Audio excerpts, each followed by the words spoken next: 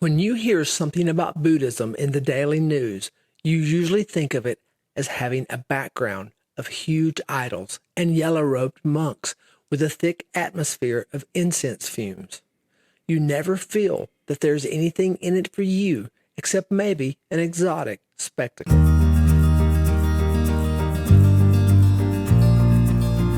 Although generally regarded as a religion, Buddhism is basically a method of cultivating the mind. It is true that with its monastic tradition and emphasis on ethical factors, it possesses many of the surface characteristics associated with religion. However, it is not theistic since it affirms that the universe is governed by impersonal laws. With this in mind, it's easy to see the Buddha was a teacher and not a god. Thus, Buddhism regards devotion as not a religious obligation, but as a means of expressing gratitude and self-development. Buddhism, as both a philosophy and guiding principles for life, points us to living meaningful days based on some basic principles and teachings. First up, the Four Noble Truths of Buddhism teach that although life is suffering, suffering is caused by desire. And therefore, if we can eliminate desire, we can eliminate suffering. Desire includes craving for and attachment to a number of things. Attachment to a physical life, and in particular the beauty of the body, can lead to sensual desires and addictions. Life can present some tough paths to follow. Thus, the Buddha developed the Eightfold Path. Following the Eightfold Path of right understanding, right thought, right speech, right action, right livelihood, right effort, right mindfulness, and right concentration can be the groundwork for letting go of attachment and moving forward. Enlightenment is like nirvana.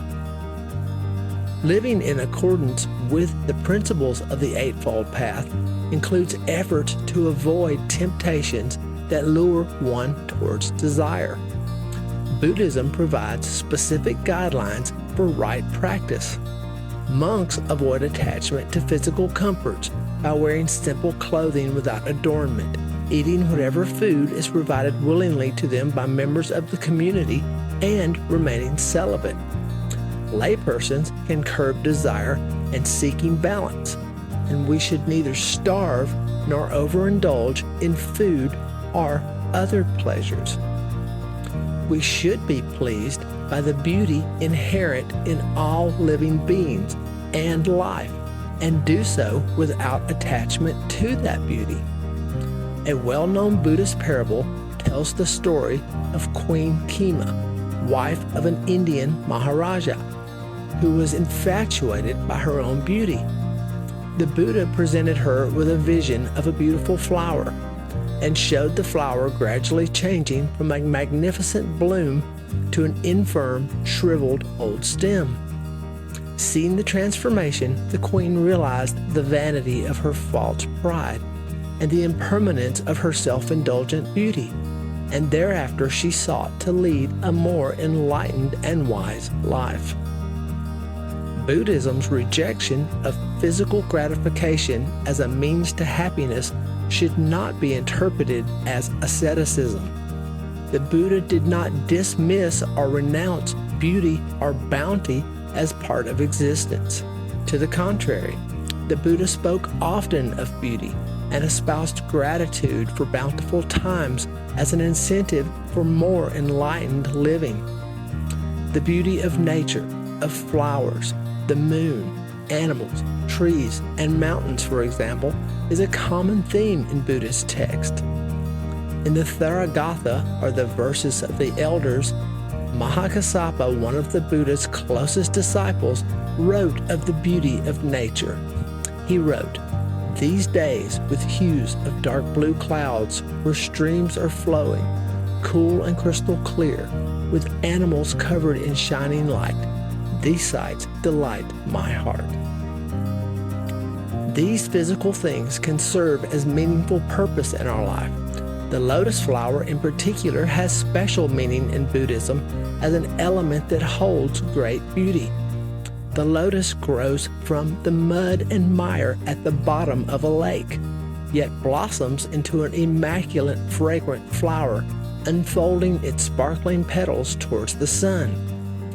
Thus, the lotus symbolizes the possibility of the spiritual flowering of human consciousness, moving from ignorance to nirvana. As the Buddha taught, the lotus will grow even in rubbish thrown away.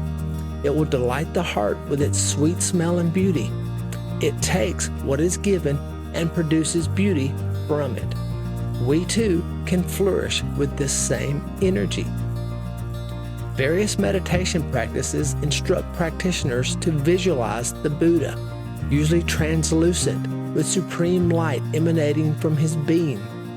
When the Buddha began to be portrayed in art, his form reflected great beauty through ideal, harmonious physical properties and a gentle, calm face with a slight smile.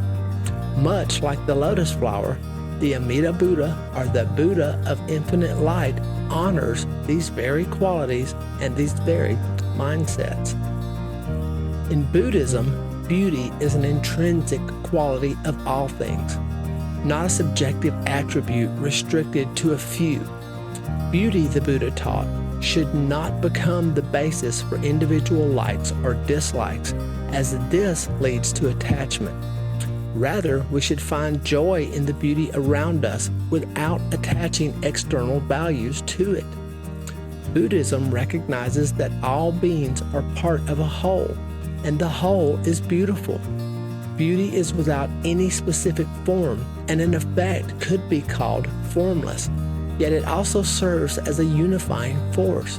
Because all beings are interconnected, all beings have intrinsic beauty. Buddhism is a way of life based on the training of the mind.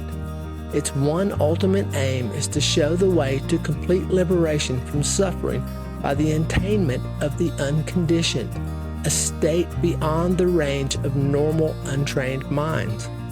Its immediate aim is to strike at the roots of suffering in everyday life. This then is the original Buddhism. This is the Buddhism of the Noble Eightfold Path, of the path that leads from bondage of self to liberating insight into reality.